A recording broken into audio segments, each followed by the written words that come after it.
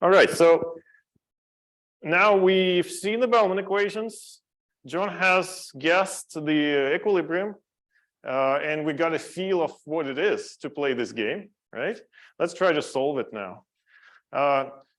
First step, here's our state space, the representation of the state space. The vertical axis is the state-of-the-art technology, okay? The two axes on each plane, these are the costs of two firms. This is 0, 0, 0, where I'm going to bound the problem from 3 to 0. That's this the interval of technological innovations that can happen. In this point, everybody is, as in the beginning of the game, everybody is in the same situation. And then as the state of the art takes lower values, then the competitors may have some points on each plane, higher than the corresponding state of the art. And we kind of cut out this triangular pyramid out of the cube to have our state space. So thinking about the possible dynamics of these games. So we start somewhere, and as you saw, we could spend some time in the top point in the apex. But at some point, there's a technological innovation. And so we're moving down along the z-axis.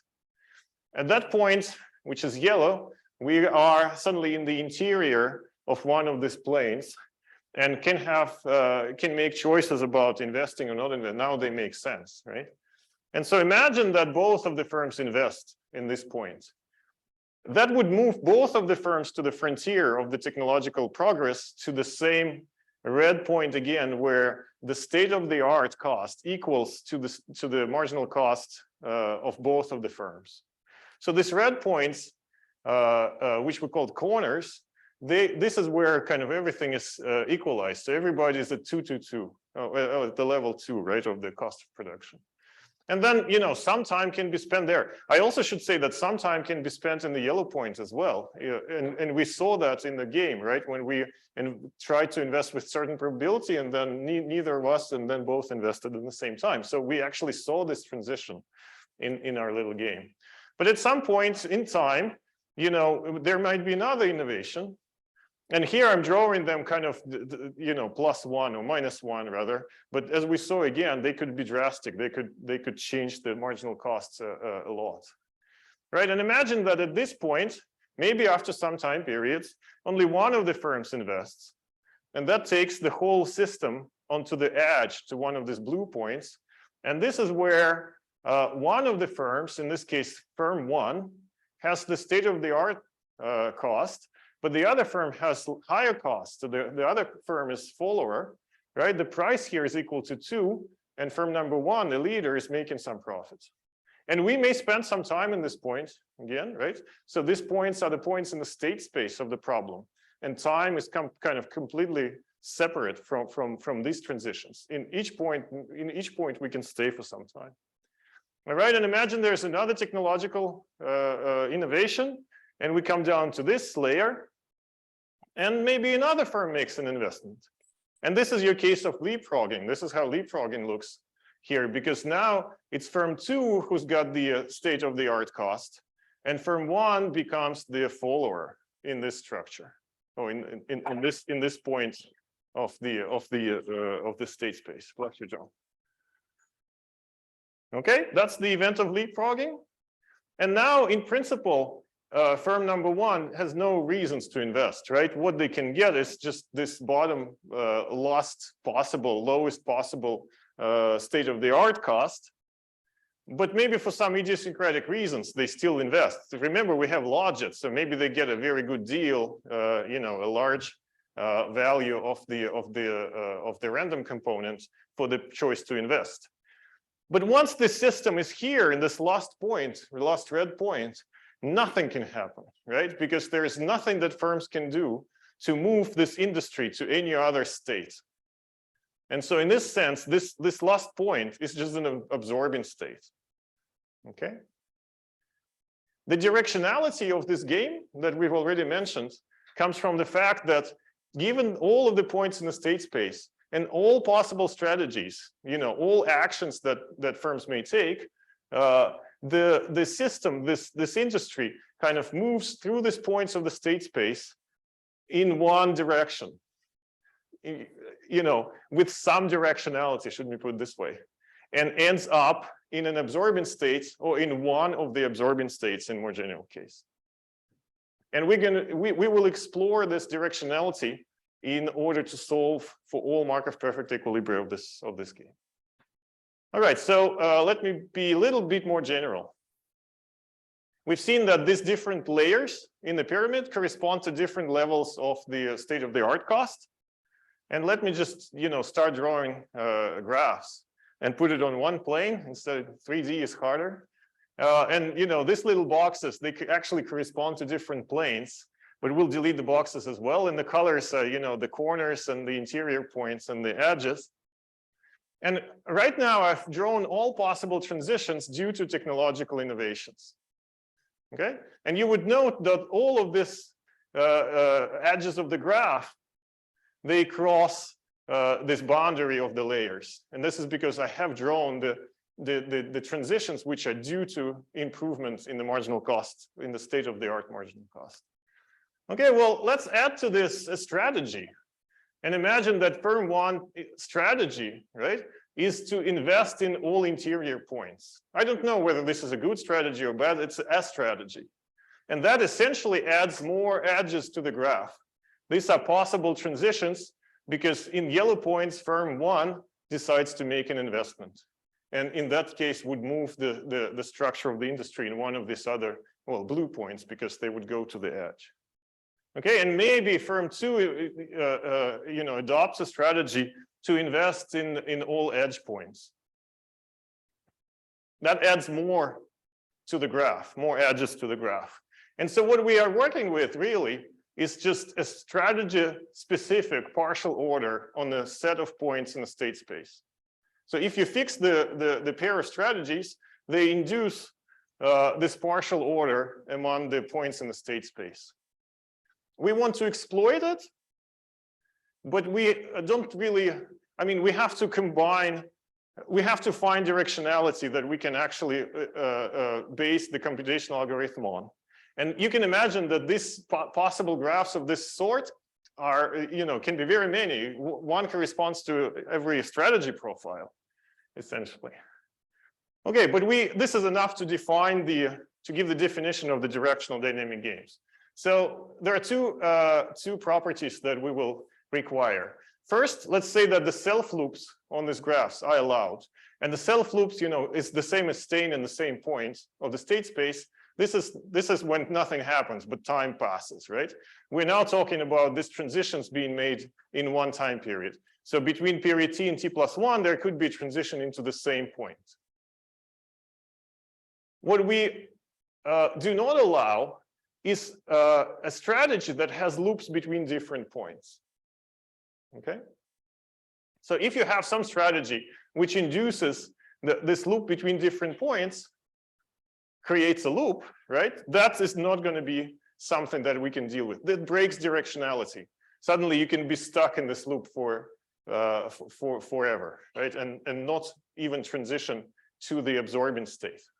Yeah, I'll talk about an example. Tennis is an example. It's directional except when you get to the end game, the deuce end game, because you can go to advantage in and go back to deuce. So that gives you the circularity that is in that second graph there. Yes, exactly right. Now we can deal with small loops like in the use game, because we then would have to solve all of these points together. But okay, this is kind of a generalization that I'm going to skip in this talk to make it clear. Now, we also say that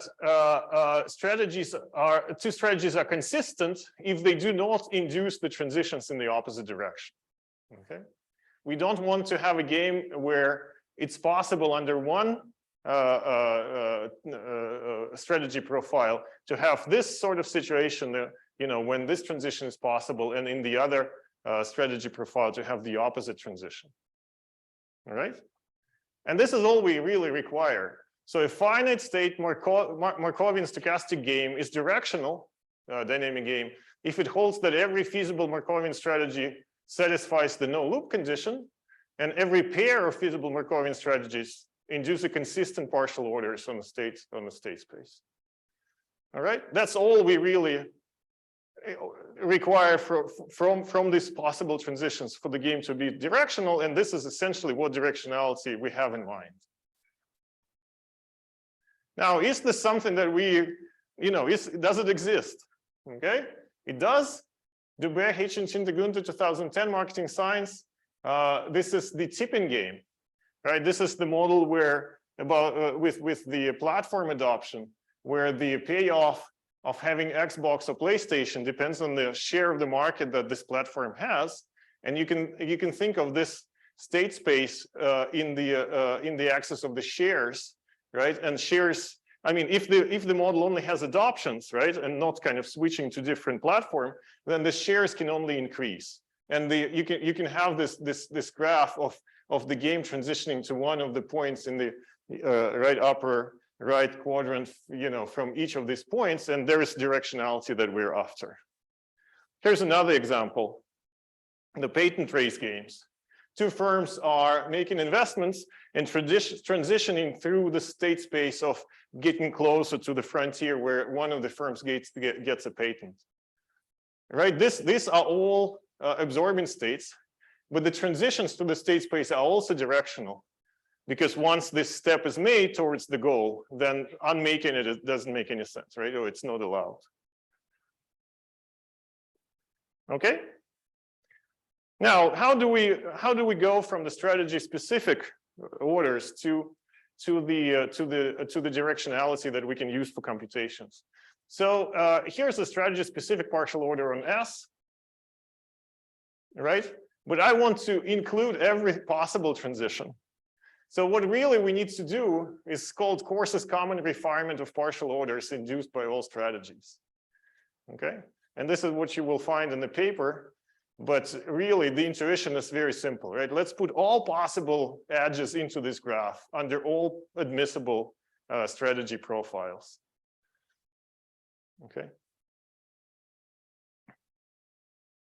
The other way to think about it is that let's look at partial orders induced by any possible strategy profile and take a union of them, right? Collect all of these transitions, all of these edges which are possible. Now, due to the two properties that we require, this will not have loops, okay? Because of the anti-loop condition or no loop condition for each strategy, this will not have loops, well, together with the consistency, right? But what we're really after is, oh, do I have that? Oh, no. Okay, I'm missing some slides here. Okay, I'll have to explain the algorithm by hand.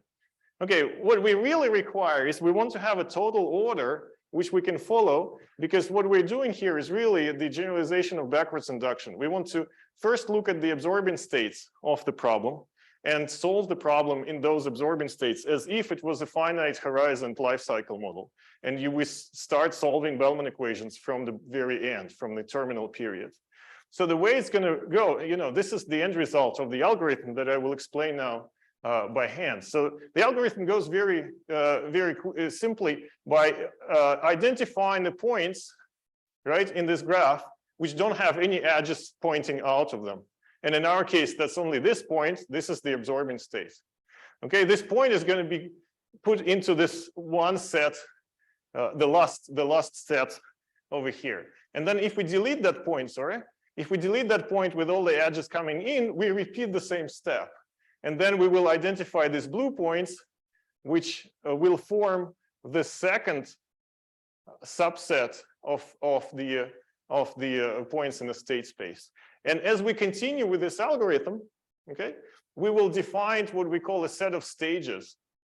So we introduce a partition of the state space into the stages where we can see by definition, by construction, that the points within the same stage don't correspond. There's no transition between the points in the state space, in each of the stages. But the stages themselves are totally ordered in a sense that, all the points between all the edges of the original graph between two stages point in the same direction. Okay? You're following? Oh, they're a little bit later? No, this is backwards induction. Now, here's the key idea. The key idea is that if we look at the subgame in this model, starting from a particular point, let me say this point here, and we already know the solutions on the stages which are downstream from that point, we can calculate the Markov perfect equilibrium in the game starting, defined on this point and all of the downstream points in the state space by only looking through the strategies in this particular point and combining them with the optimal strategies already found on the downstream point. So instead of solving, this full subgame, what we can do is we can use the solutions on the downstream stages and only solve this whole subgame by looking at the strategies which differ in the actions of this particular point. Okay. Another way to think about this is to realize that, what is an MPE? MPE is a solution to a huge system of nonlinear equations. Okay. Which describes the solutions of all of the Bellman equations for all of the players in each of the points, in all of the points of our state space, and then corresponding strategies to the logit probabilities. And what we're doing here is that we are using solutions of these Bellman equations on all of the stages and corresponding points downstream from this point, and only looking for a solution in a very small subset of variables for that Bellman equation.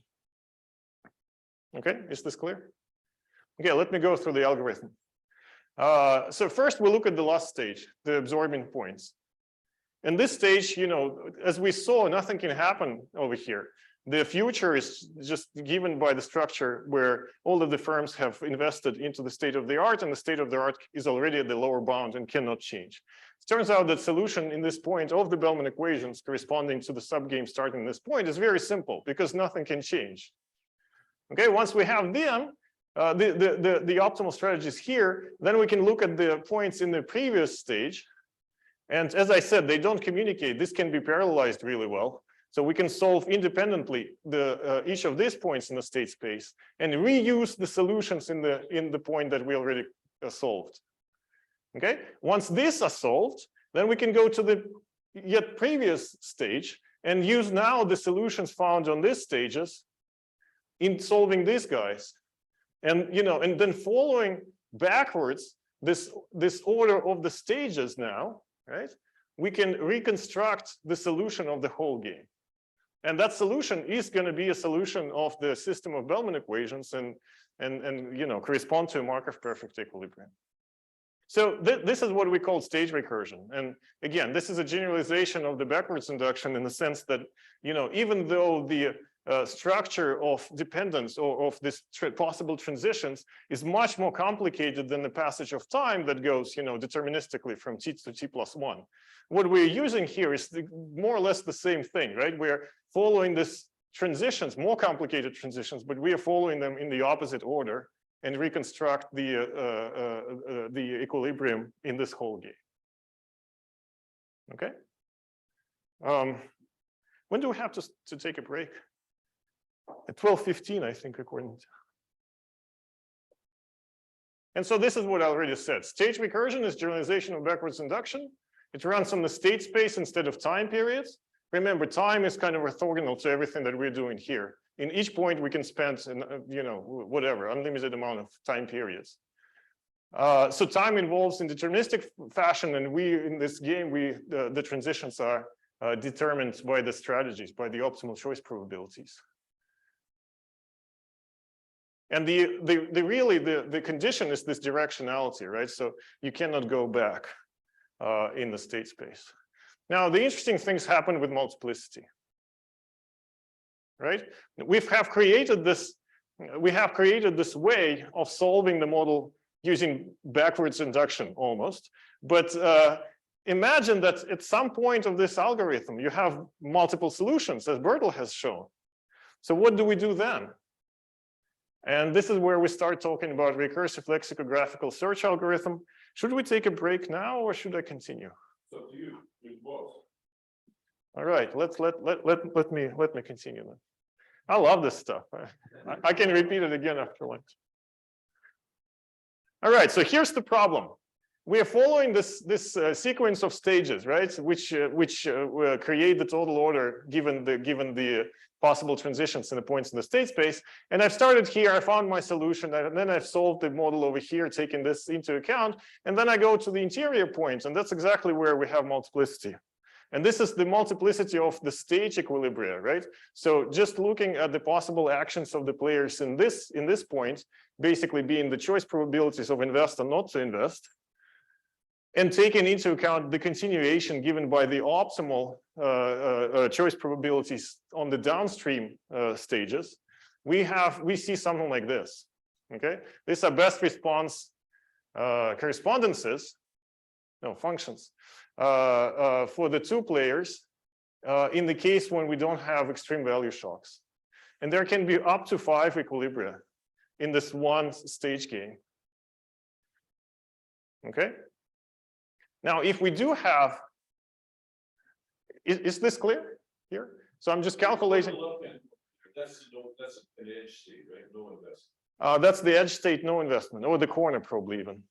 So the best response of firm 1 to the choice probability of firm 2 is not to do anything, 0, right? And the other way, and the other way around.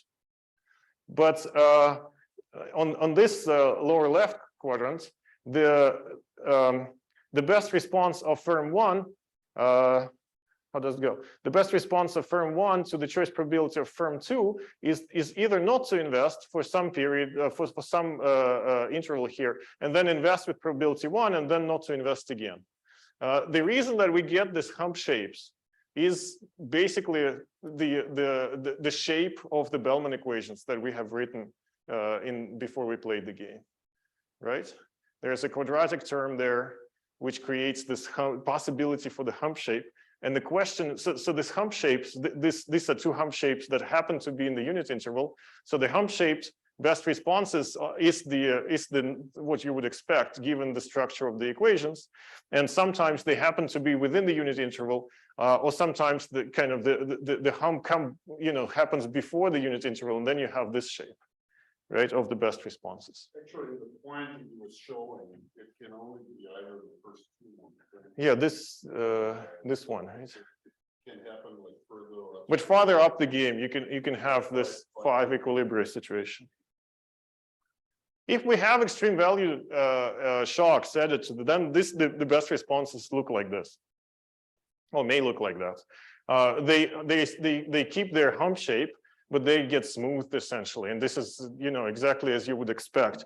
In fact, if you change the scale parameter of the extreme value shocks, then you have this nice homotopy of best responses approaching this jumps, the humps made by the exact jumps from 0 to 1 and back. Okay, so multiplicity in this problem is very real. So what do? We essentially devised a recursive lexicographical search algorithm, and let me try to explain every word here. It's recursive because we solve the problem recursively, and if we encounter multiple equilibria, at any point, then the solution that depends on that point will recursively have to be adjusted or dependent. Lexicographical, okay, let me talk about that on the next slide. Search, why is it search? Well, we thought of this to have to be search because you can't really just write down the equilibria or list them somehow up front, because you don't really know, depending on what you choose in this point, the equilibrium that you choose in this point, to continue the backwards, the state recursion, right? Depending on the equilibrium chosen on this point, you don't really know what happens here, because all of the points upstream from the point with multiple equilibria depend on the chosen equilibrium in this particular point.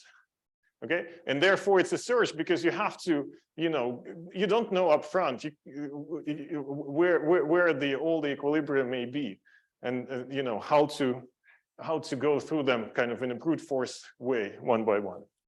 Well, maybe not quite that. So let's try to do a brute force solution here. We know that we can solve the game conditional on the equilibrium selection rule. So if I just write a rule to say, whatever equilibrium you find on each point in that state space, just take one, the first one you find, or take the one which has, highest probability of investing by firm one. We can write rules like that, right? And so if we can write an equilibrium selection rule, then we can perform the backwards induction and state recursion conditional on this equilibrium selection rule. Well, the RLS algorithm essentially is an efficient algorithm to go through all possible equilibrium selection rules, as you will see. Like I said, right, the challenge is that the choice of a particular solution in the stage changes what happens upstream from this point, and may alter the set and even the number of equilibria that you may encounter on the upstream points or on the upstream stages. But in the same time, we can, formalize this ESR, the equilibrium selection rule, as just being a string of digits, right? I can imagine that for every point in my state space, I can write a digit that would index the equilibrium that I want, that I've decided upfront to choose. So like a string of zeros with the numbers corresponding to the points in the state space would be a selection rule, right? The string of zeros here says, okay, just choose equilibrium 0, or first one, we're coding in C, choose the first equilibrium in every point in the state space, even if there is multiplicity. Okay, that's the idea for the equilibrium selection rule string. Well, this is great because now we can just list all possible strings. Well, okay, we have to assume what's the maximum number of equilibria in each stage. So imagine that, we made an assumption that the k is equals 3, that's the upper bound on the number of equilibria in each stage. It is wrong. So we then theoretically shown that there can be 5, but if you at some point encounter more equilibria than this k, then you can adjust the k and do everything again. But in principle, you can write all possible selection rules as numbers in lexicographical order. And that means that you can upfront kind of list or have a finite set which corresponds to all possible Markov perfect equilibria in the whole dynamic game. Okay, and in principle, we could just loop through this set and try every ECR, and we are definitely finding all possible equilibria in the whole game. Right, just because we can write numbers. There's a lot of them here, and this is a small game. This is 14 points in a state space game. 3 layers, as you can see, the apex, the intermediate layer, and the bottom layer. But we can do much better. So I guess first idea that I have to talk about to explain the algorithm is that we want to write a digit, okay, corresponding to the point in the state space into this ECR string. But what really is important for computational efficiency is that we preserve the dependency structure on the state space. So you can see that the way that the solutions depend one on the other creates this directionality. We're going to put the index 1 on the points in the state space, so all points in that stage which are most dependent. Okay, this is the top of the pyramid. And as we solve the whole thing backwards, the absorbing state is just going to be solved and never change, right? Because it's not dependent on any choice that we could have made on the downstream stages. There are no downstream stages here. But this point, on the apex, is going to depend on everything, all of the choices that we do in the whole state space.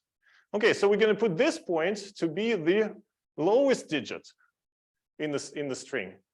And we put the most independent point on the state space into the highest digit of the string. And what that gives us, well, that preserves this dependency structure, right?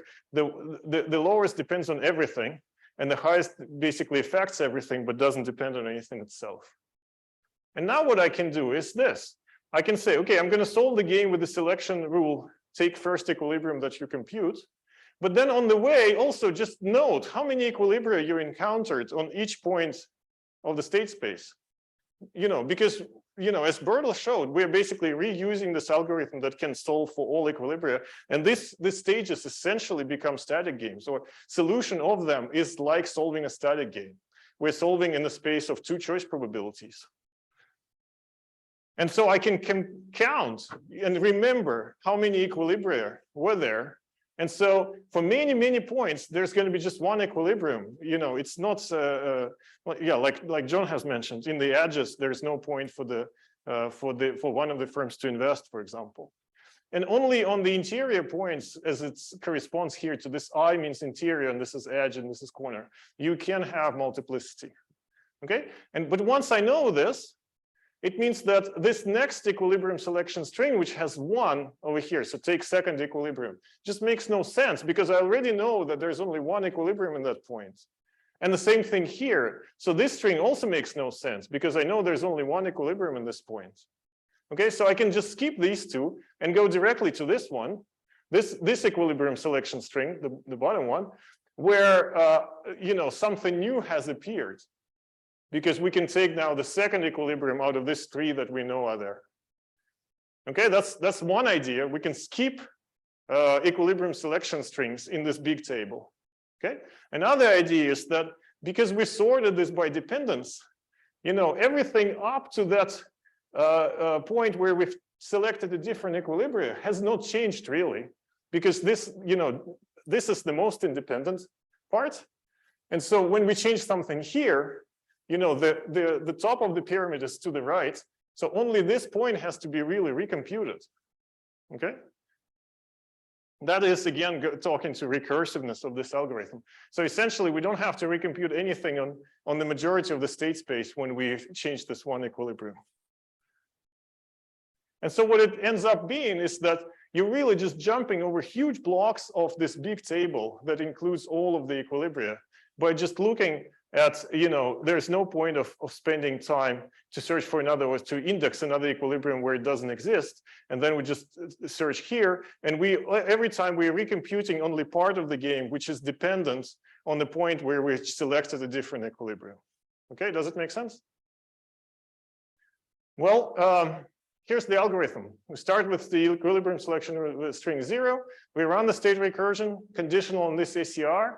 And we save the number of equilibria in every stage game, and we're gonna we will write this as a number of E of ECR, and then this is the, you know, have you seen variable numbers arithmetics in economics? Doesn't happen very often. So the step is to add 1 to the ECR, which is this number, in bases which are given by NE ECR. Okay, so essentially we are, you know, doing a quite simple operation here. We're just adding 1.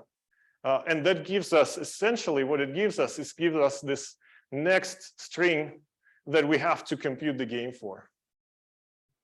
Okay, and the stopping rule of this is just that the successor function, the adding 1 in variable basis, exceeds the maximum number that can be given in that base in that system of bases in that number of digits.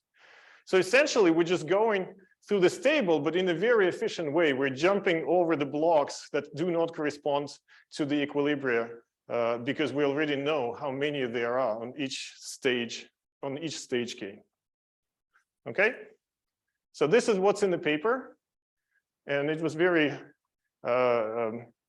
comforting to hear that Ariel said that, you know, Ericsson and Spakis is probably not the best source, and the same thing goes here. We didn't really understand what we were doing, because then we worked with this more and more, and we realized that what we're doing is tree traversal.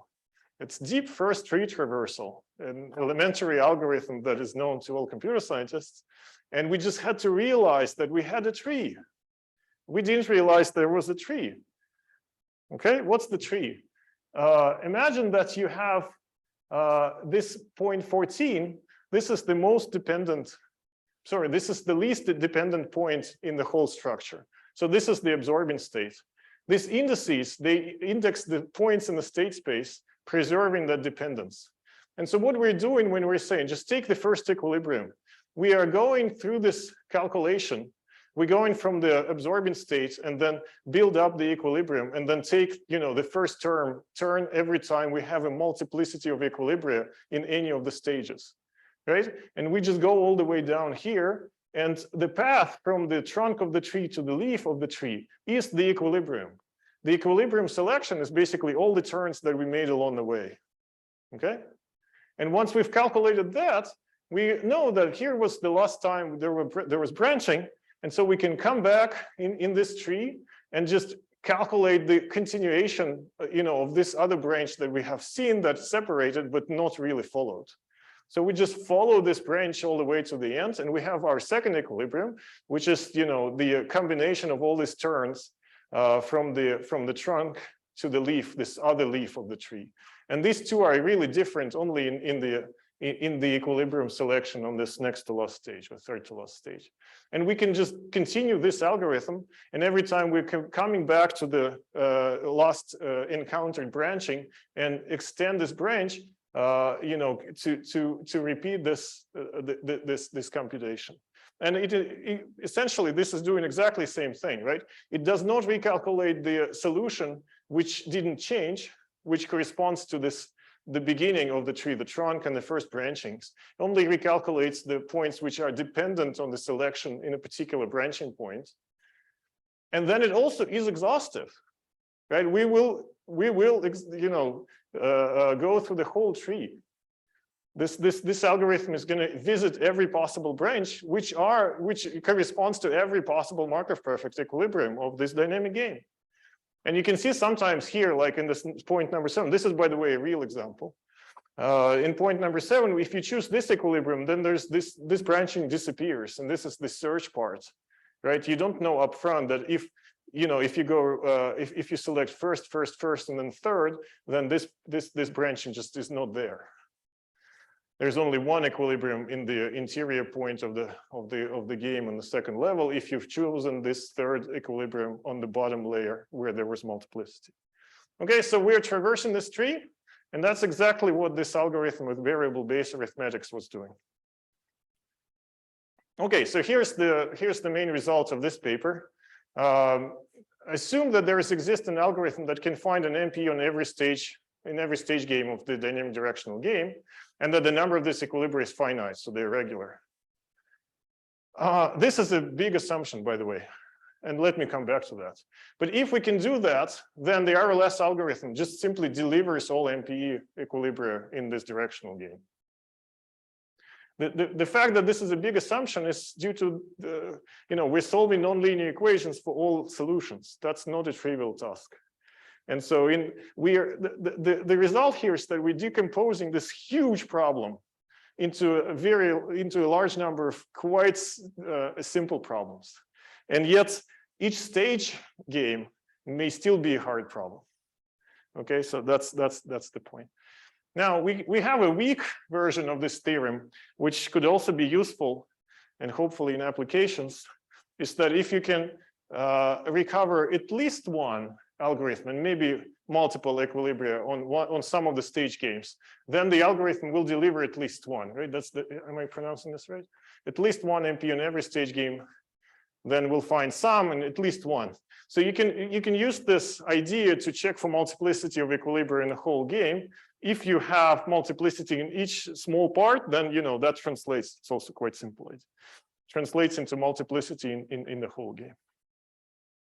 In terms of the running times, here's some funny examples. So again, I'm assuming that the upper bound on the number of equilibria in each stage is 3. And here we have simultaneous move game with 3 grid points in each of the 3 dimensions. The upper bound on the number of MPE, this is calculated from this k equals 3, is what, about 5 million. The number of actual equilibria for a given parameterization is 127, and we use very little time. This is without the taste shocks, right?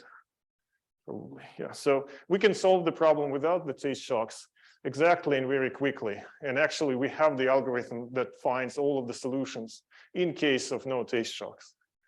And this is proven to be able to find all solutions. Now, if you increase the number of grid points, then the upper bound grows to unreasonable values here, and I cannot pronounce this number. And in the simultaneous move case of that game, we find 192 million equilibria, okay, in the Bertel investment game using our algorithm. It takes about 45 minutes. This is on the laptop. We're not trying to make it fast. We're just trying to compare time, right? But then you just switch it to the alternating move of the same parameters, just, alternating move version of the same game. And suddenly there's only one equilibrium. All right, and we will talk about when that happens. But when there's only one equilibrium, we are not spending 45 minutes to find it, right? As in principle, we could if we had a really stupid algorithm going through a big table.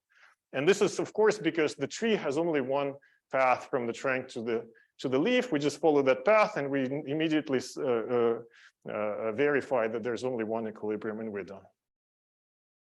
Okay.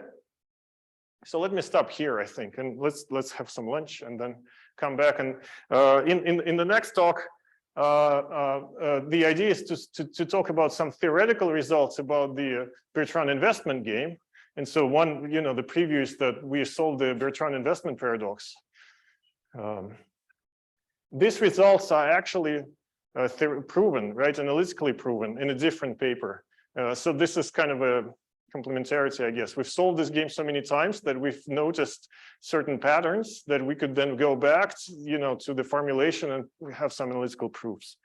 And then we'll talk about the estimation of this game, and there's more exciting computational stuff coming.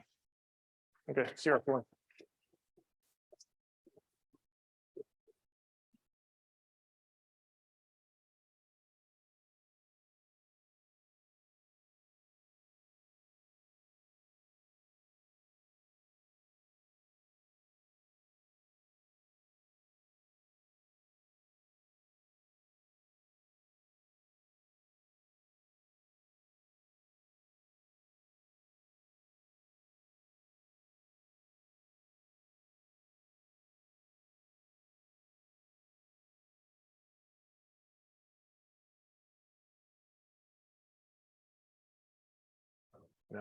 No, it should become okay.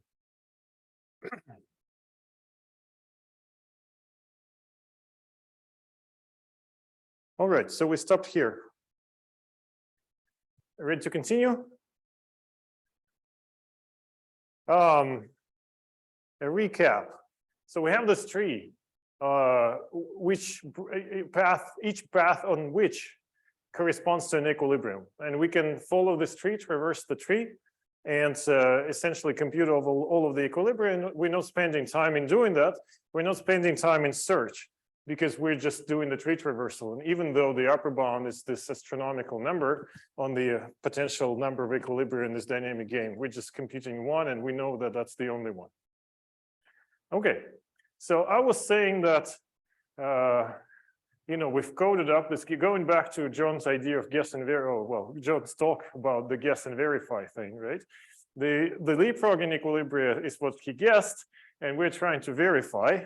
But then we've solved the model so many times that eventually we thought that we could prove some of the properties of this particular Bertrand investment game, right? And so let me just show you quickly some of the theoretical results that we got. And they're in a separate paper, and they are theoretical, right? So some counter examples are computed, but a theorem here, for example, that if investment is socially optimal at any point in the state space of this problem, right? Socially optimal implies the cost of investment is not too high. That means that no investment by both firms cannot be an MPE outcome. So there is no equilibrium that supports no investment if it's not too costly to invest, and not too costly in the social sense, or in the welfare maximizing sense. And that solves the Bertrand investment paradox. So essentially, we're saying that even though it would seem that there's no point at any point of time to invest for these competitors because the other competitor can invest in the same time and kill their profits. No, if you look at the Markov perfect equilibria, then in the equilibrium, in any equilibrium, there will be investment. Okay, but there's many different types of endogenous coordination that is possible in this game. Leapfrogging is thankfully one of them. So alternating investments is one of possible equilibria.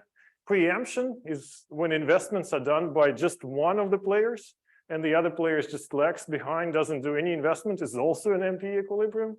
And then you will see a lot of duplicative investments, like we saw in the example in the game that we've played, right? When both firms invest in the same time, which makes very little sense because it doesn't doesn't cover the investment cost. So equilibria are generally inefficient. Why? Because firms invest too much, too often, okay, in order to preempt, or they even duplicate the investments. All right. Now, sometimes there was a unique equilibrium in our game, like I showed you in the running times slide. And it turns out that the uniqueness really depends on two things. The firms must move in the alternating fashion. Okay, so you need to have alternating move. And then the probability of staying at the same point in the technological improvement process must be 0. So multiplicity comes from two sources, essentially, in this game. It comes from the simultaneity of moves or the possibility of remaining in the same point in the state space. So if you have this monotonically improving technology, so that that every time period there will be a small, maybe small, let it be small, but improvement in the technology. So this holds, right? The probability of staying at the same level of state-of-the-art technology is 0.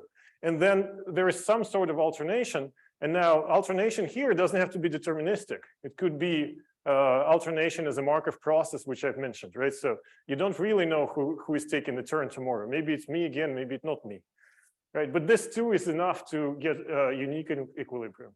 Now, if firms move simultaneously, like I said, then generally we don't have uniqueness. If technological change is stochastic in the sense that it allows the technology not to improve, right? Then we have multiplicity. All right, this is the paper with the theoretical results. Now, we've also computed payoffs, right? The expected profits for these competitors. It was very interesting to look at the maps of the payoffs. And then we're able to prove this result. So if you don't have stochastic extreme value shocks, and this is a deterministic game, the map of the payoff, the set of the payoffs calculated for the apex of the game, for the very beginning, okay, is the convex hull of the expected discounted equilibrium payoff. I'm sorry, the convex hull is a triangle, okay? Okay, we get a triangle. The vertices of this triangle is the 0,0 point and the 2 points where each of the firms earns monopoly profits. Okay, and as if this firm was just one firm on the market. Now we're keeping constant the demand system here, and remember we don't have the outside option, so it might be an artifact in some sense. But this is the picture that you get. All right, these are the discounted expected payoffs of the two firms. These are all the payoffs of all of the MP equilibria that we compute, and this is the case of about 200 million equilibria, right? I think so. Now the color here corresponds to the repetition of some of these points. So the point on the payoff map may be achieved through different equilibria, and some of them are kind of focal over here, for example.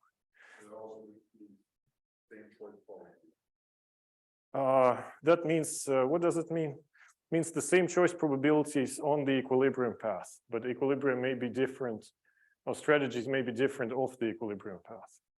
Yeah. And these corners here, these are the Markov perfect equilibria which lead to the monopoly payoffs. And these are the outcomes of the equilibria when essentially one firm is making all of the investments. The cool thing or the surprising thing here is that even then this firm may time their investments in the optimal way, not to overinvest. Okay, so it invests with the same frequency or at the same kind of distribution over time as a monopolist would do. And also a very interesting thing is that the 0,0 payoff is also supported. So you get in this dynamic Bertrand generalization, you get the Bertrand result as one of the Markov perfect equilibria, which is kind of surprising. Okay, so now if we compare the alternating move and simultaneous move game, and here, right, this is the moves of investing, not investing, then under some other technological progress, the transition probabilities, you may get something like this compared to the full triangle, the kind of Folk's theorem like results. Here's for particular transition probability of the state-of-the-art technological progress, you may have something different. You always get the corners, though, as the theorems say. In the alternating move case, this is the strict subset of the triangle. So we can show that in the alternating move specification, none of the corners is supported as a Markov perfect equilibrium outcome. All right. Efficiency. We can show that in order to have this is efficient result, right? No, this is necessary result. So in order to have the efficient outcome in any of these equilibria, it is necessary that the mixed strategy is not played anywhere on the equilibrium path. And this is a cool graph.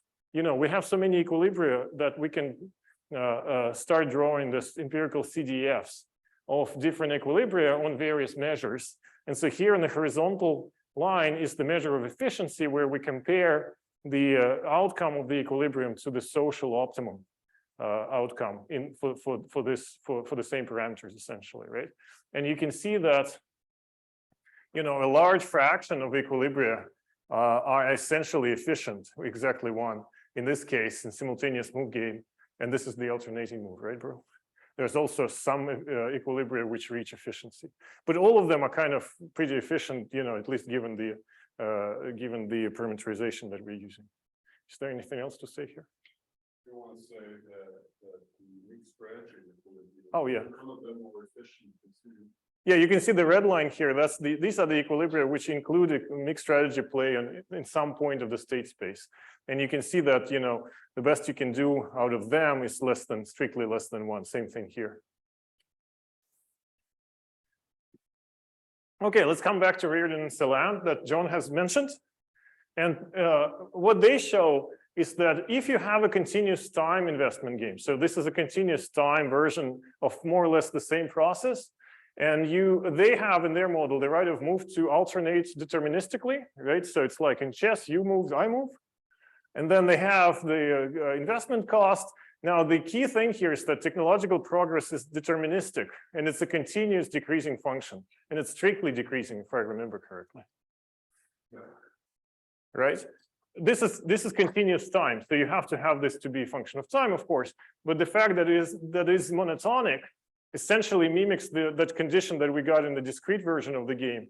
That the technological progress the technology always is improving at any point at any time. Anyway, so they show that there's a unique MP that John already mentioned. There's preemptive investments by one of the firm, and then rent dissipation. So only one firm makes all of the investments, but they invest so frequently that they don't earn any money. They spend the whole monopoly profits on this too frequent investments. All right, so we really wanted to compare our model and our results with that, and we confirm Reardon and Celan for some values of the parameters. We essentially work with the model which has very short time periods, and we adjust discounting so that we can approximate the continuous time version when K is high. But then under investment, we also can simulate when the investment cost is relatively low. And then we have all sorts of leapfrogging. There's very many reasons to have leapfrogging. So preemption is not, general outcome. It disappears under different conditions. Random movement alternation, you get leapfrogging. Random one-step technology, right? When the technology can remain on the same level or step down, you get leapfrogging. Random multi-step technology, when technology can jump on several steps, right? To have this big declines, you get leapfrogging, or simultaneous move. All right, so I guess the conclusion here is that John was saved. So leapfrogging is a very typical outcome in this model. Even though you have many other, leapfrogging is a very, very typical outcome. And so the theory was a guess and verified when we verified that guess was right. Although, by the in the process, we also found this all other equilibrium as well. Okay, now let's talk about some special topics. Now, imagine I want to solve this for symmetric equilibria, and I impose this constraint that the value function of firm 1 is the same as value function of the firm 2 with swapped arguments. And this is a standard symmetry assumption. that is used a lot. Now, the highlighted equilibrium payoffs here correspond to the equilibria where this holds in every point in the state space. Right? And we see immediately that out of all this richness of the equilibria, MPE equilibria, this symmetry assumption cuts out very few equilibria which are kind of, close to this corner, but nothing like a monopoly outcome that we saw, that we can support as an MPE. And so the reason why this happens is that the firms are not really anonymous in our model, because the equilibrium selection rule, and remember, each of the dots here corresponds to that equilibrium selection string that I've been showing you. There, the identities of the firms are important. And so a lot of these dots are coming from the equilibria, which are kind of saying, okay, you invest in this point of the state space, I invest in this point of the state space, or with different probabilities. But firm identities in this equilibrium selection rules actually do matter, and therefore symmetry doesn't hold, or at least it holds in this small subset of equilibria. Now let's talk about homotopy, which is a really, really promising method of solving complicated dynamic games. And the idea here is that you solve a simplified version of the model, and then you have some sort of a parameter that gives you a path from the simple solution, or relatively simple solution, to the solution of the very complicated model. And you can follow that path using computational techniques which are sort of about this path and more than about the solution of the complicated model. Okay, this is a very, general description of the approach. So in our case, an ideal homotopy parameter is the scale of the extreme value distribution. And I've already shown you the homotopy of the best responses, where as you change eta, then the best responses converge to the deterministic ones. What we can do here is that if we crank this scale, we get a unique equilibrium. Okay, why is that? That's very, must be very intuitive. So if the scale of the random component in my discrete choice to invest or not to invest is really high, that basically means that I'm flipping a coin, right? I'm not paying attention to the economics of this choice. I'm just making a random choice with probability 1/2, or approaching 1/2 when eta goes to infinity. And then, of course, if all firms do that, then we have a single equilibrium. We just, invest with probabilities 1/2. Okay, but then as we start moving eta towards 0, then maybe we can, follow and get an equilibrium following this path of this single equilibrium, and how it kind of evolves as we change eta. Well, this is the equilibrium correspondence. This picture is created by solving the game for all equilibria for all different values of this eta parameter on a very dense grid, right? And that gives you a picture of what homotopy would have to follow. So over here we have a single equilibrium. By the way, on the vertical, this is the expected value of one of the firms. So this is one of the equilibrium outcomes. But essentially, in one state point in the apex, right? So this is kind of one of the coordinates on the payoff map, the triangular payoff map that you saw. Okay, so here's the idea. We solve the model here. There's single equilibrium for large eta, and then we could follow this line, right? And kind of, I guess the theory says that this line is kind of is really entangled, but goes through different equilibria or under regularity conditions. I don't really know the homotopy method, but the idea is that you follow this path and it leads you to the solution of a complicated problem. Okay, you see how hard it is in this case, right? Because as you decrease eta, that at some point you suddenly have 2 or 3 equilibria, but then you cross another threshold, and suddenly there's hundreds of equilibria. And the method would have to work with these bifurcation points and kind of to be able to follow this path and to recover different equilibria for different values of eta. So this just happens to be a really complicated problem because of this massive multiplicity for the homotopy method. And this is the picture essentially, trying to convince you that it's going to be very hard to do. This is all. Do we have time for a movie? So sometimes, the results of the of your computational model are so hard to plot that you start making movies. Where are they though, Bertel? No, they might not be in here.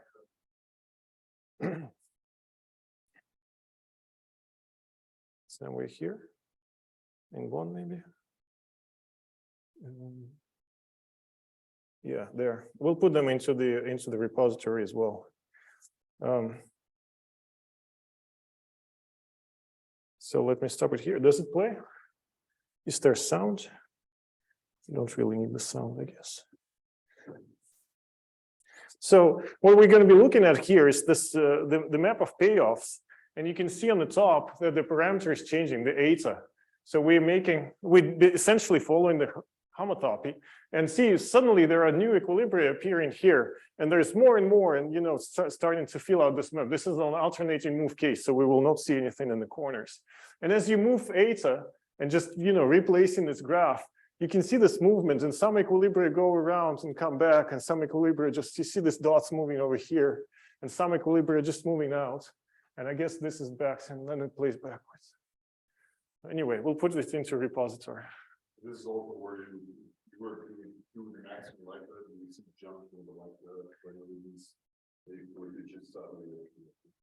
Yeah, so this is a generalization of what Bertel showed in the morning, right? So as you move parameters, like eta is a parameter, other parameters as well, suddenly there is a completely new set of equilibria and all these multiple cliffs. All right, so are there any questions? No. I'm gonna switch to the next deck. Which is here, I guess, and talk further about the estimation of these games. And then I'm going to give it over to John to talk about what's going on? About a particular application of the idea of state recursion in tennis, which is very cool. Okay, so we're down here in the roadmap. We've seen full solution of the leapfrogging game. We saw some theoretical results. And now we want to think about structural estimation of these models. What's the approach? I think I should do it this way. Slideshow, full screen.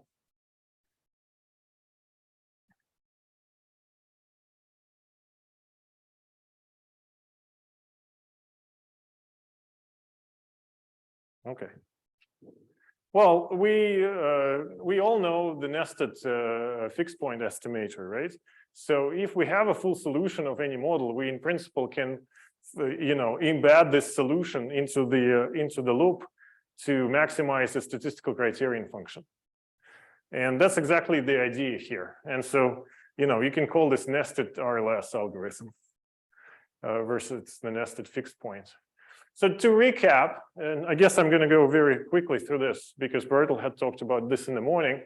So we have a set of Markov perfect equilibria, which is basically a strategy profile constituting the best mutual best responses, which in the same time solve the value function operator. And we can denote that over here with psi's, right? So the value function solves a whole bunch of Bellman equations in this first line, and the choice probabilities is a consequence of those solutions, right? And they constitute mutual best responses because this P contains choice probabilities of all of the players. So let's say that we have a set of Markov perfect equilibria here, okay? And they are solutions to this system of nonlinear equations. That's what they are really. And again, taking this to the higher level, the idea of directionality of dynamic games is essentially saying that this system is going to be block triangular. And what we're doing is as we go through the directional, through this backwards induction in the state space, the state recursion, what we're really doing, we're solving a block of Bellman equations corresponding to a particular point in the state space, and then substituting the solution into the next line, which has, some more Bellman equations where we can back substitute some of the variables and then solve that block. And because we can, because of this triangular structure of this big system, we can simplify our solution algorithms by reusing the solutions from the blocks already solved. That's the whole idea, really. Okay, taking it to estimation, Bertel has talked about this already. Two-step estimators, right? You start with CCPs, which are marked with a little hut here, and then you substitute in some of this into this mappings and form a criterion based on the CCPs and the structural parameters, either a minimum distance or method of moment kind of criterion here, or you can have a pseudo likelihood. And PL, we've talked about this, totally applicable. So the estimation methods, that I guess that's the point. The estimation methods are going to be the same. It's just that the model that we're solving is much more complicated. We haven't talked much about BBL, but yes, there's an approach, right, which is useful in large models that are so hard to solve, to minimize the one-sided discrepancies between the optimal policies observed in the data and some perturbed policies. MPAC, we've talked about this, also applicable in dynamic games. So we maximize the likelihood function, which is now a function of the structural parameters, choice probabilities, and the values, and we impose the solution of the model in the constraints. And then homotopy, which I've mentioned, and I guess we didn't talk about that yet. Okay, what is NRLS? So we like to think of this as computationally feasible, but it's certainly robust, right? This method is going to be very stable in presence of multiple equilibria. And it's applicable to directional dynamic games because these are the games that we can solve. We rely on full solution algorithm that computes all MP.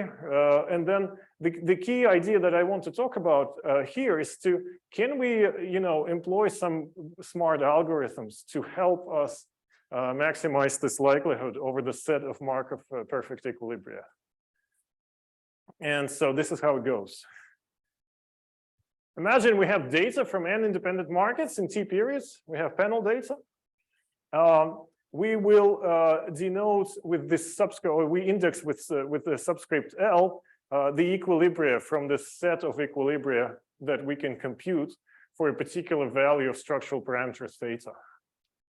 The idea is that in order to maximize the likelihood of the data given the structural parameter, we have to do it both with respect to theta, okay, the structural parameter, and the equilibrium selection. So over here, we are maximizing over L's, where L's are indexing the solution from the set of equilibria. Okay, so we're doing the same thing that Bertel did with static games. We are taking maximum over the parameter space, but also the set of equilibria that exist for that particular parameter value. Okay, is it clear? And we could have written this in the same maximization problem. Yeah, and the log likelihood is standard. What is it? Sum over m. I'm doing the log likelihood. Yeah, time, markets, and players. And we just use the computed choice probabilities and plug data in them. Now, the big idea is to separate the maximization with respect to the equilibrium choice, this discrete parameter, if you wish, from the maximization with respect to the continuous, hopefully, a structural parameter theta. And this becomes, this part, the bottom part here, that becomes something very similar to discrete programming problem. So we are solving a maximization problem over something, over a variable which is discrete, okay? And it turns out there are methods to do that, and they're developed a very long time ago. I don't know if anybody has heard of branch and bound methods, but they seem to be very applicable in this particular case, which is a surprise. So, new stuff is well forgotten old stuff. So what's the idea of the branch and bound? We want to, under this method, we want to subdivide the set of admissible plans, and plan here is a solution. It's like an X, right? An X is called a plan, and we're maximizing the objective function over some set of X's of plans. And then if we have a bounding function, which represents the best attainable objective on a given subset. So this is a mapping from subsets of the set of all possible solutions to a real line. So if we have this function and it has the property, it's monotonic, and I'll explain a little bit sooner what it means, then we are able to dismiss big subsets of the set of admissible plans, of admissible axes, because we would already know they're not going to be optimal if we have that bounding function, right? And so this is like cutting big branches from a tree, right? We have, the tree represent, all the leaves of the tree represent all possible axes, and we're searching over, for some maximum over the set of these leaves. And if we have a bounding function, then we're kind of cutting big branches of the tree with all the leaves which are living there, because we may know that they're definitely not going to be optimal.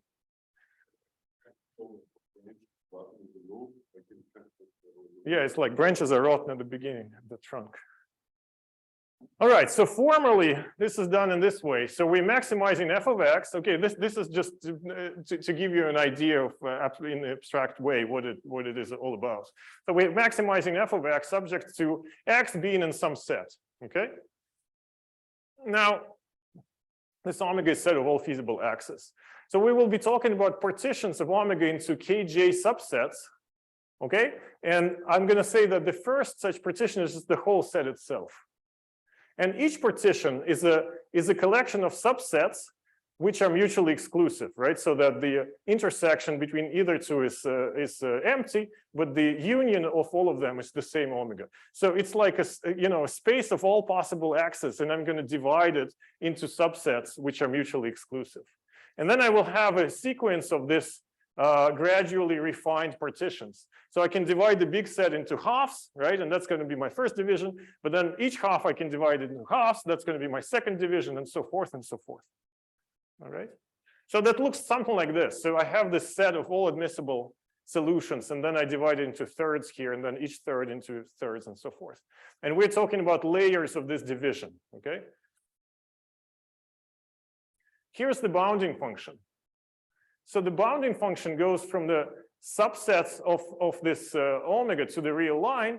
And the one property is that if you have a singleton, right, if you're computing this on a very small subset which only has one element, then this bounding function must exactly equal the objectives that we are maximizing. Okay. And the monotonicity means that if I look at a sequence of these partitions, right, from different layers of the division, then my bounding function has to be monotonic as I go through the layers of this partition. Okay, and in this case, it's going to be decreasing. So to give you an intuition, right? Imagine that these are singletons. So these are just separate axes. My bounding function must be large here, and then smaller of any of these sets than the large one, than the function of the whole set, and then equal to the objective for each of the leaves, for each of the individual points. Okay, does it make sense, this bounding function? Okay, let's see how it works in practice. So with the RLS, we have the branching of the RLS tree, right? So we already have that RLS tree that we were following to compute all of the equilibria, and the bounding function is going to be the partial likelihood. So the partial likelihood, the idea here is that we can compute the likelihood that we need to maximize on subsets of data, on data which we collect from particular points in the state space, or the data, this partial data which is coming from particular points in the state space. Now, the idea here is that if I look at all of the data, and that would correspond to the leaf of my tree of equilibria, that would include all of the data, okay? And this likelihood is going to monotonically decline as more data is added into the calculation of the likelihood. But I can also compute it for some partial data, the data that lives in some set over here, right? And I'm just going to, sum up the likelihoods from just some data corresponding to some points in the state space. So we have monotonicity because as we add data, the likelihood is going to decrease. We're maximizing likelihood. So we have, and then if we add all of the data, we get exactly the likelihood. So this satisfies all of the properties needed for the bounding function. All right. So let me go through an example. We're computing equilibria again, okay? And as we were going through all of the equilibria of the game, we needed to remember where the branching was when it was the situation that we had multiple solutions in some of the stages. Now we will also be computing partial likelihood. Now these numbers are made up, okay? But this is an example. This is an illustration. So I'm solving my dynamic game, directional dynamic game. You know, this is the this is the absorbing state, which doesn't depend on anything. This is previous state and so forth, right? And in each of these states, I have some data that is observed from that state. And this data is going to be included into the calculation of the partial likelihood. So imagine that I've done these 5 states, I'm computing equilibrium, there's single equilibrium, there's no branching. And from all these states, I've taken the data and I've computed the likelihood, the partial likelihood, and imagine it's minus 3.2. Okay? Now I go forward and I have branching here, imagine, okay? And this data that lives in state point number 9 will now be matched to 3 different equilibrium choice probabilities. So for each equilibrium, I'm computing the choice probability, right? And so I'm dealing with 3 different levels of values of this partial likelihood. I've added the data in point number 9, but because there are multiple equilibria, I'm having 3 different values of partial likelihood. Okay, but then I'm just continuing to traverse my tree and compute equilibria and compute this partial likelihood along the way, okay? And I'm just doing exactly the same algorithm as I was doing before, deep first tree traversal, and just keeping track of these partial likelihoods, especially those which correspond to the branching of this tree. Okay, and then, you know, one equilibrium, when I get to the last point and I've computed this first equilibrium where I'm taking just the first indexed equilibrium in each stage, I've added all of the data to this partial likelihood. And now the data, I mean, this value here, which I call the record, right? Oops, sorry. This now contains all of the data. So this minus 11.2 is the actual likelihood computed from this equilibrium. Okay, is this clear? All right, now I'm continuing to traverse the tree. I go back and I can see that, you know, from this equilibrium, the partial likelihood is minus 10.1. Remember, it's going to decrease if I add data, but it's still higher than this minus 11.2. So maybe it will be higher if I add more data. It still has that gap. And indeed, right? I've added this last point, and from minus 11.2, I went to minus 10.2. And now this is a full likelihood computed from this equilibrium. And it's more likely. You see where it's going? Now I have this minus 10.2 as my record, but this branch already has partial likelihood of minus 13.7. If I add more data, then this value can only go down. Okay? And that means that I don't need to go into that branch. I don't need to expand that branch. I already know that it's going to be less likely than the one I've already computed. Okay? Does it make sense? And now I'm comparing to this branch. And this partial likelihood is already minus 12. So I don't need to expand this big branch or bigger branch and spend time on computing the equilibrium corresponding to this branch, because I already know it's less likely. So I skip that. This one, I skip that one. This one, I skip this one, right? Because I already have the likelihood, which is minus 10.2. You see how it goes? So I'm essentially, because I have this bounding function, I don't need to expand the branches which already don't look promising. I'm only going to go after the branches which do look promising given my data. And this is branch and bound. So here we have minus 5.2. And so we continue because it's above the minus 10.2, right? But then suddenly this equilibrium is just not likely at all in the data. And we stop. We go to the next branching. This is already dead, right? This one is still promising, still promising, still promising, and we have the branching. Okay, then it means that we will have to go and do it in the tree traversal sense, come back and see. And this is still promising, still promising. Oh, not anymore. Not anymore. And then we stop here, right? This is when this partial likelihood of this particular branch of this particular equilibrium exceeds the one we've already computed as a record. This one may be expanded. It's still good. You know, it's still good here, but not here anymore. Well, maybe we expand this one and boom, got another record.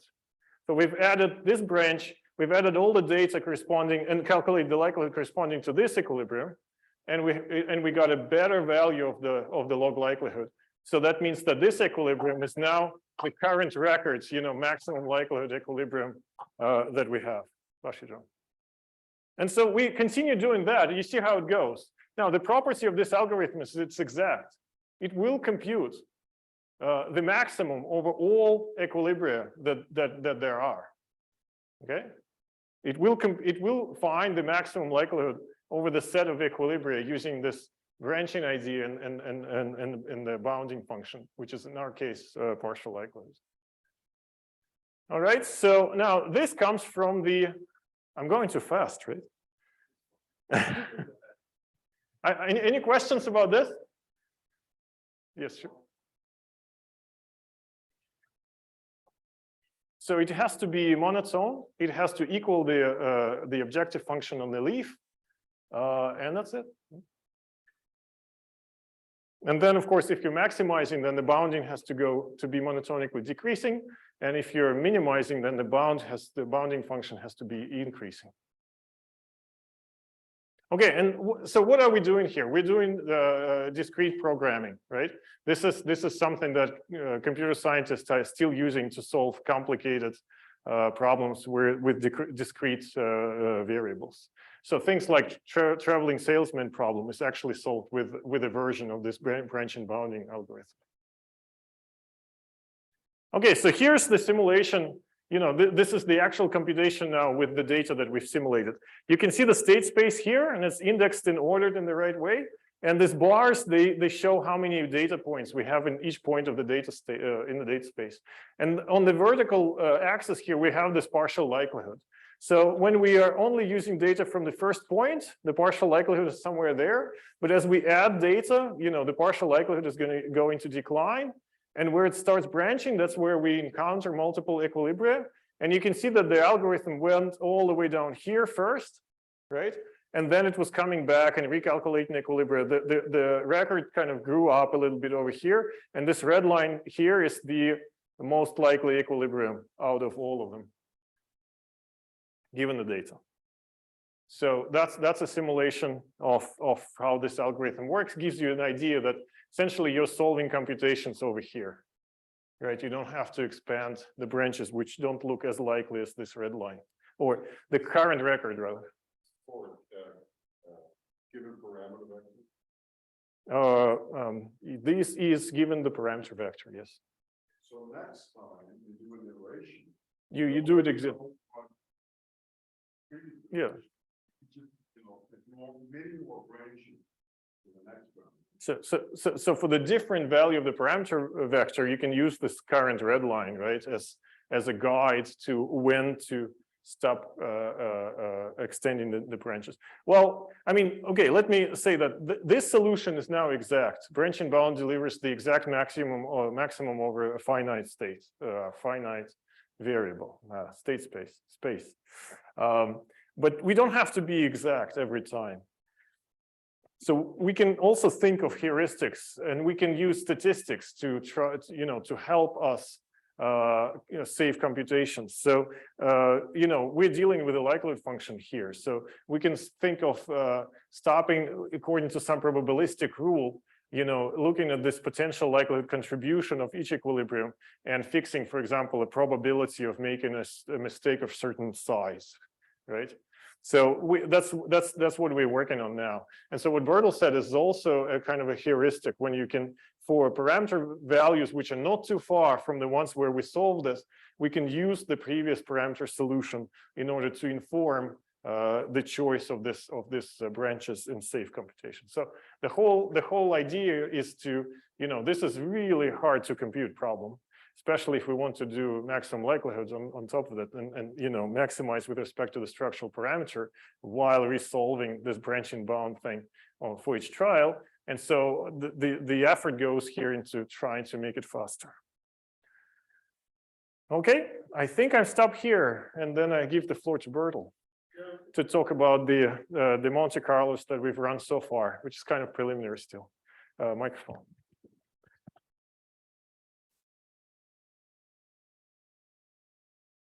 And this is going to be a good continuation to the static games that Bertel was talking.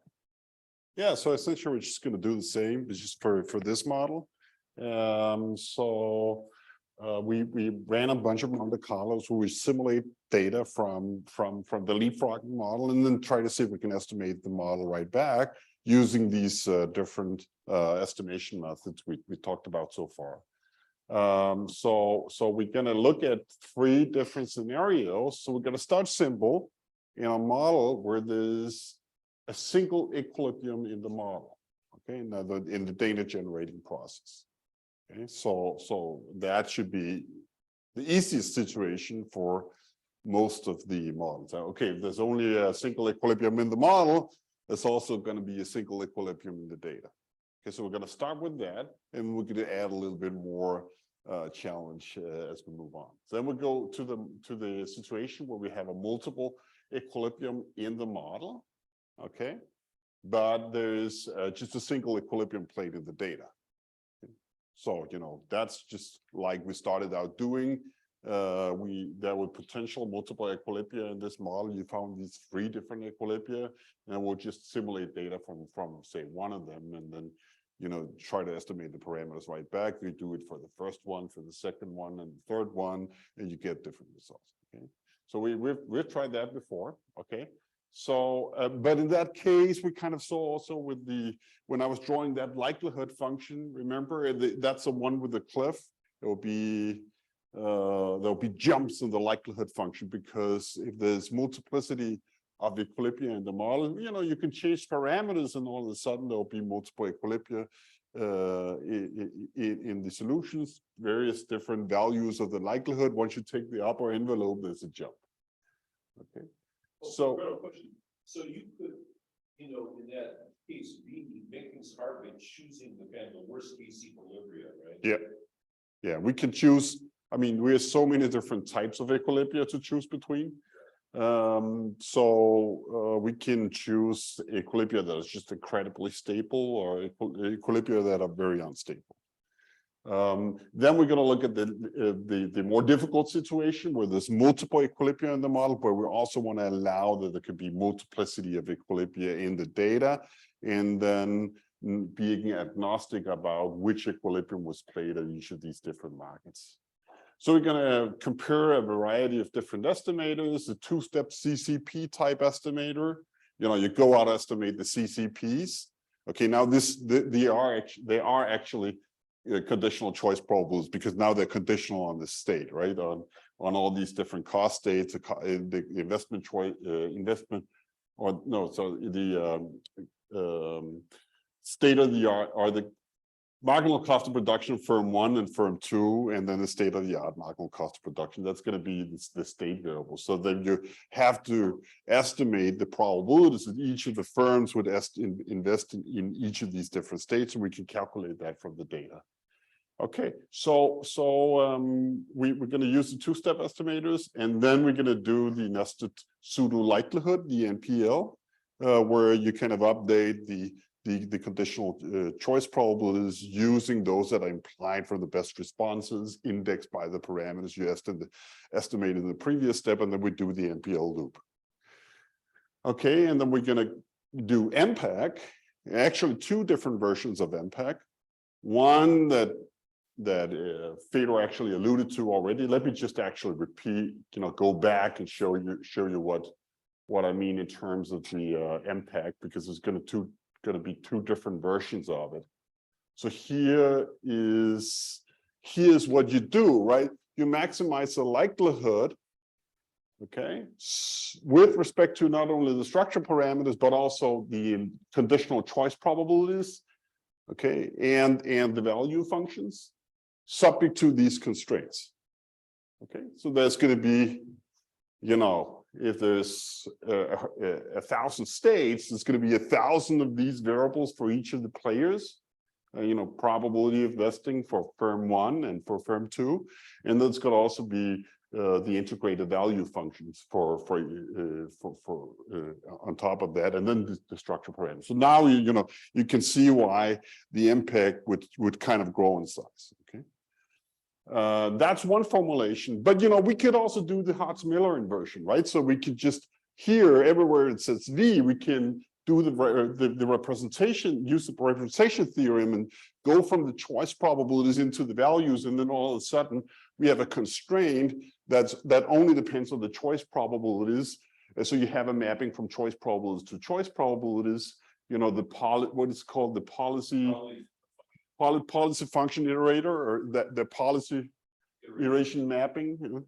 And use that as a constraint instead. So we thought, that's going to be better because we can go out and estimate those CCPs with very good starting values, and then we have fewer variables in the constraint optimization approach because we're kind of limiting out those, like substitute them out by using the Hartz-Miller inversion. Anyway, so that's the two different versions we're gonna use for MPAC. Okay, so let's go back and look at the results. Oh, there's lots of dynamics here. Good. Okay. A little bit about the implementation details. The two-step estimators, well, we do this in MATLAB. It's not like super fancy or anything. CCPs, we initialize them using frequency estimators, just count how many the fraction of the times that each firm was investing in each of these different states. You could use other types of first step estimate, like some sort of flexible logit, but that's what we're gonna do. And then for the NPL, we kind of stop it if it does some conversion, like 30 of these NPL iterations. We're gonna do this successive approximations of the NPL operator, and we're gonna stop it after like 30 iterations. The MPAC, well, we're going to use some sort of built-in constraint optimization optimizer from MATLAB. It's fmincon. You can do more advanced optimization algorithms. And then we're going to look at these two different versions. One, which is kind of the original formulation that was due to Iskhakov Alliance 2, the paper in QE 2015, and then this kind of modified version where we use the Hartz-Miller inversion to kind of reduce the dimensionality of the problem, having fewer variables in the constraint optimization problem, potentially better starting values as well. And so we're going to start that with, we're going to use the Hartz-Miller here, and in both cases, we're just going to start this estimator from two-step estimates obtained from these estimates up here, because that's going to give us the structural parameters, but it's also going to give us like implied choice probabilities. And so what we're interested in estimating like two different parameters. If I remember correctly, these are parameters that index the investment cost or something like that. And then we're going to do here 1,000 markets in 5 time periods, okay, mini markets. Okay, and then the initial state is just drawn uniformly from the state. Of course, this also involves drawing data from parts of the state space that may never actually be visited. So it's kind of some sort of ideal way of generating data. Maybe we get more variation that we actually, are entitled to in the real world. It would have to be kind of simulated from the equilibrium path. Anyway, so that's what we do in these Monte Carlos. So let's start with the simplest case first. That's one, that's a case where we have no multiplicity in the model, no multiplicity in the data, and see how does all this stuff. Yeah, okay, so this is the true value of this cost parameter, okay? And there's another one here, it's 0.5. And so there, we can get this, we can nail this with the two-step estimate. Okay, so and we also get something that's reasonable with, in fact, all the different estimators. They're pretty close to 3.5 and 0.5. Now, what I want to show you here is the following. You start with the PML two-step. Look at the constraint. It's not imposing that, right? It's just, you know, throwing in here on this side the estimated CCPs from the data, estimate the structural parameters so that you know what psi is, and then that's going to deliver a prediction of what the probabilities be. But they're not necessarily the same as the one you put in. So it's not the constraints, this constraint in terms of the mapping from probabilities to probabilities is not satisfied. Okay.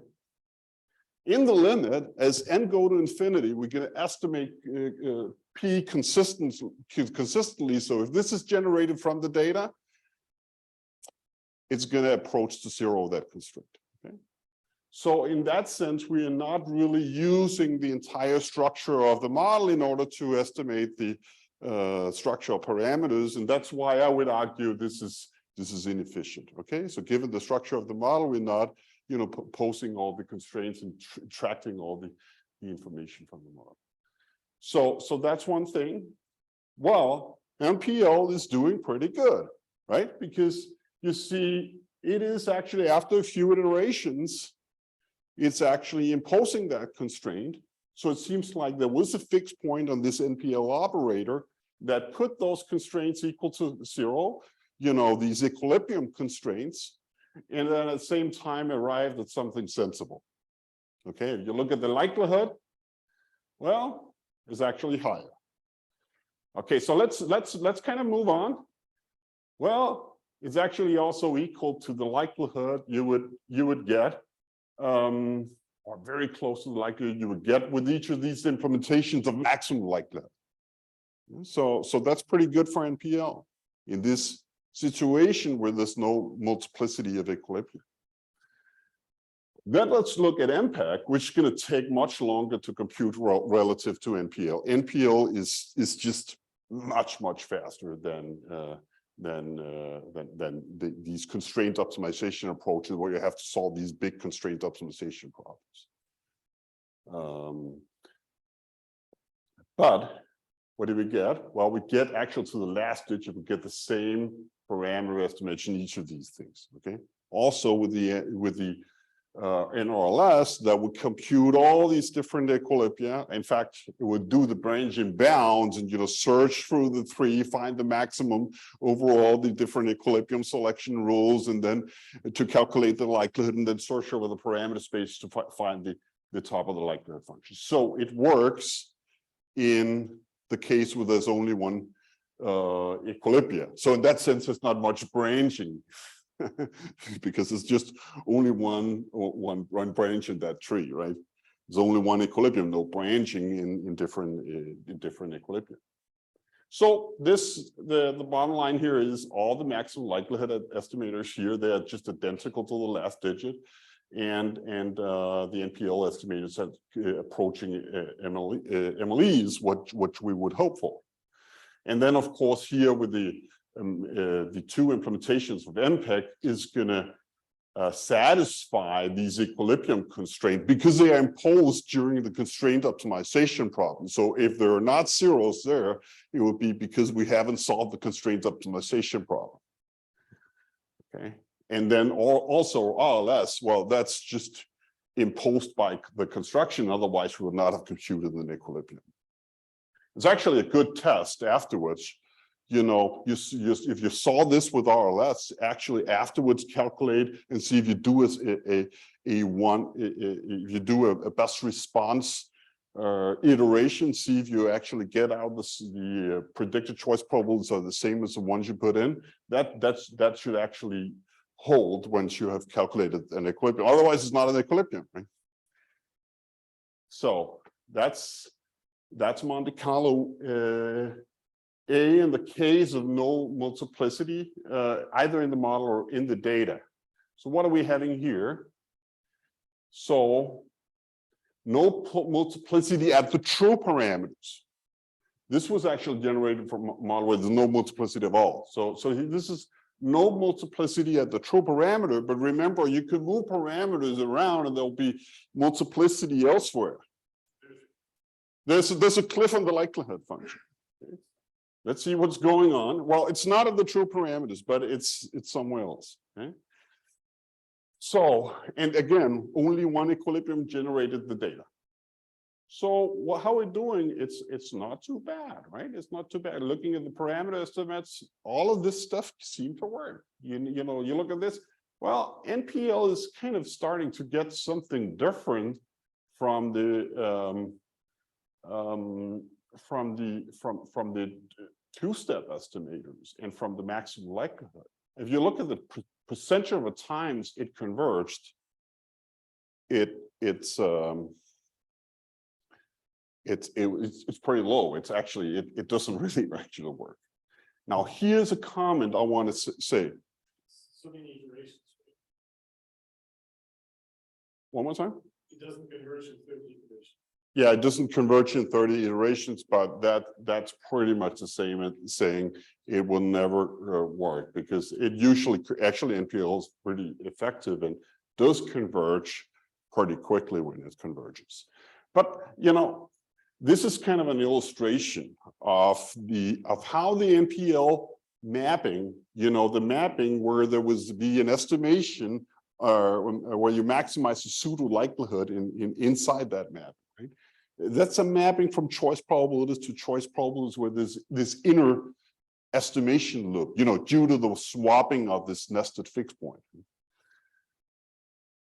Nobody says you have to solve them that way. And I think that's what Victor argued the other day. You could do the spectral algorithm. And we haven't tried that out, and we're eager to see how it fares here. You know, we are pushing the limits of MPL in this particular example. So in some sense, you could say we are like building up a straw man and knocking it down. But so I'm not trying to say that NPL is never working. Okay. It's not just never working in this example with this particular successive approximation algorithm. Anyway, let's move on and see how MPEG and NRLS is doing. Well, and MPEG is not doing too bad. It does not always converge. What you see here is the constraints are always satisfied. That's going to happen by construction. Otherwise, I would not have said that it would convert. It would have converged, right? It's a requirement. Otherwise, it's not a solution. Okay. So sometimes it fails, but then we have the other MPEG where we're using the Hartz-Miller inversion that just works all the time. Well, let's look. Parameter estimates are not all that different. Actually, these two here, they're identical. So what do you need for MPEG to really hit it? It's good starting values, right? Lots of data on the CCPs. It's going to give you good starting values of the structure parameters, as well as a conditional choice probabilities and the implied value function, whatever version of MPEG you would use. So if you have that, then it has better properties. Okay, so let's go to the case where you have some moderate multiplicity here at the true parameters. Now, at the parameters, we're trying to find this multiplicity of equilibrium. Okay, so it could be here there could be just 3 equilibria. We are talking about a model where you're just seeing there could be like 192 million equilibria. Okay, so we want to start easy and do a version where there's only 3. Okay. So let's see what happens. Well, NPL is not really doing well here. And again, same caveats as before. Okay. I mean, it could be that there'll be another algorithm that would implement the NPL estimator would just not be the successive approximation algorithm. Okay, then your two steps are doing pretty fine. Okay, but again, you don't have these equilibrium conditions imposed, so it's inefficient. Let's look at MPEG, how that's doing. Oh, now we're starting to get something different than the true values, right? Even though you see here the equilibrium constraints are imposed, you know, these are just identically zero because we impose those constraints during the course of estimation. So this might look, if you don't know, you know, when you're trying to estimate this model and you don't really, you know the true values, when do you know if this is a global maximum or a local maximum? Well, here we can see it's definitely a local maximum, right? Because look at this likelihood compared to the NRLS that's nailing it, right? This is converged to the true parameters. You got a higher likelihood for NRLS. So it looks like on average in these Monte Carlos that MPEG was not able to get actually to the entire maximum of the likelihood. So there'll be other parameters where equilibrium constraints are satisfied that has lower likelihood, and then the algorithm just stop there, report, I'm fine. Okay. So what to do here? I guess, well, there's just not many other solutions that just start many different places. So what else is there to say? Here's kind of a measure of, this is a Kubla-Leibniz divergence between the true, what do you say? Between the true equilibrium probabilities that was used to generate the data, and then those that was implied by the model, estimated model. And you see here, it's just predicting. I mean, this should be zero, right? If it was actually nailing the right equilibrium. So it's not. Anyway, so that's Monte Carlo B. Let's move on. We have a little bit more multiplicity. Okay. NPL doesn't converge. And MPEG just fails to identify the data generating equilibrium. It just converged to simply a different equilibrium. And again, you got a lower likelihood in this case compared to the maximum likelihood estimator, which is implemented from the NLS estimator. And yeah, again, it looks like it's a solution. Constraints are satisfied. These constraints are by no means satisfied by the two-step estimator in this case. We are, we're not imposing those equilibrium constraints when we're just estimating CCPs. But having said that, you know, CCP is actually pretty good, right? Because you don't have to worry about that equilibrium selection. In some sense, you just estimate that right from the data, and then you do a load, okay? Which is one of the reasons for its huge popularity and use in applied work. Of course, if you want to do the estimation with the CCP estimators, the two-step estimators, well, you still have to solve a model afterwards in order to do the counterfactuals. And then you have to pick among all those different counterfactuals, which equilibrium you think is played out in the counterfactual. We suggest you compute all of them, and then you select among them on economic grounds, rather than just, you know, what was the starting value of the algorithm. Or just play the entire equilibrium set. Okay, so now here's the last and most challenging thing, challenging situation. That's where we have equilibria in the model and different randomly generated equilibria in the data. We're not doing any of the other methods. They already kind of show there had some difficulties so far. So we're not going to like build up Strawman and knock them down. Just show you that we can estimate in this particular example with an NRLS estimator, we can estimate the structural parameters in this situation where you have different equilibrium being played at different markets. You know, there's multiplicity of equilibria in the model. So we can do maximum likelihood in that case. I think we want to say more at this point or just conclude? I think.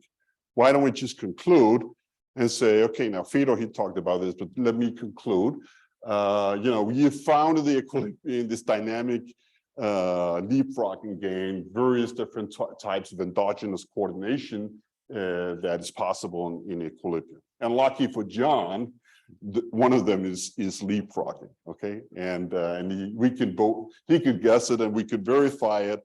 There's going to be other equilibria such as preemption. You know, that one firm is aggressively investing all the time to preempt the other firm of staying out, and we see several types of preemptive equilibria in the model.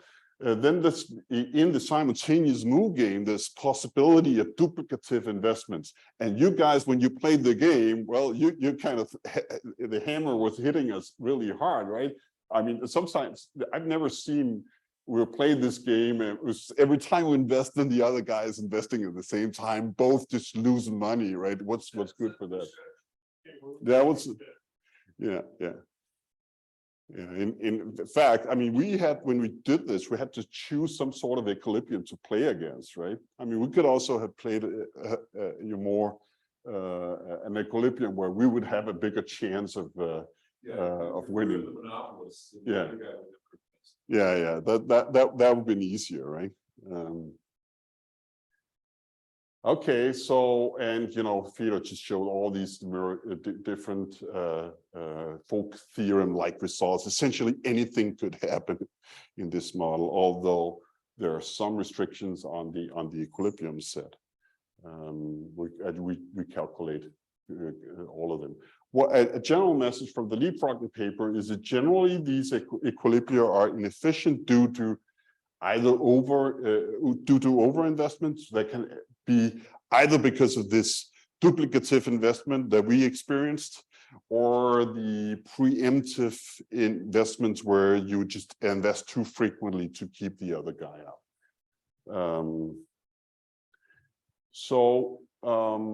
There's a question online. Yeah. It seems that the equal-to-step estimator, which is subversion to NPL, performed pretty well in comparison with NPL. Can you comment on that? Yeah. Okay, so if you do estimate, first you can estimate these CCPs from the data. That's going to allow you to estimate the structure parameters using this two-step estimator. As n go to infinity, as the number of observations just repeated, then we can estimate that those CCPs consistently, and that those best response functions, best response mappings, they're going to be the correct ones, right? And these are going to be the ones we put into the likelihood function. So these two-step estimators, they're consistent. Now, what's happening with NPL? NPL is doing another iteration on the NPL mapping. I think in order to get some intuition of why this may be unstable, you recall these best response functions, second order best response functions I was drawing when we did the static model. If you are somehow guessing a little bit wrong on the equilibrium, you may actually diverge from your original guess, which would be the improperly estimated CCPs gets another pair of estimates, pseudo likelihood estimates, and predicted CCPs that's kind of further away from the truth. And then you put that right back in, and it just takes you further and further away, and that can happen. Now it's clear how that can happen in this simple static game, but here now if you are trying to estimate these CCPs just much higher dimensional and more poorly estimated compared to the case where we're just estimating two scalars. So in some sense, NPL can, in these very unstable situations where we have lots of unstable equilibria in this very contestable game, be like a worse cure than the disease, which was some inefficiency in the two-step estimate. But again, with the major caveat that we're doing successive approximations, knowing that even Victor think we shouldn't do that. Okay, so we have to compare to what Victor think we should do, right? Like do the spectral algorithm. Okay, and actually, I tried it this morning. The spectral, not the spectral algorithm. I was just doing Newton on the NPL operator. For this little static model, and it worked beautifully in that case. So we want to try that out here and see if Victor's algorithm, which is going to be much faster than what MPAC could do, for example, could actually work pretty well in many situations. So we're excited to see. Yeah, that's going to be challenging. So that's another thing with any sequential estimation method where you start one place and iterate and iterate and iterate, you're going to get one answer, and that answer could be the wrong answer. So the solution with iterative algorithms is often you have to start many different places and then compare all the different results to figure out which one was the right one, the one with the highest likelihood. Okay. Whereas the NLS is doing that in a very systematic way. It's just computing all the different high likelihood branches of this equilibrium or partial likelihood tree, selecting those that are in accordance with the data and maximize that likelihood. Okay, you guys need a break, or is it more, I should say? Yeah.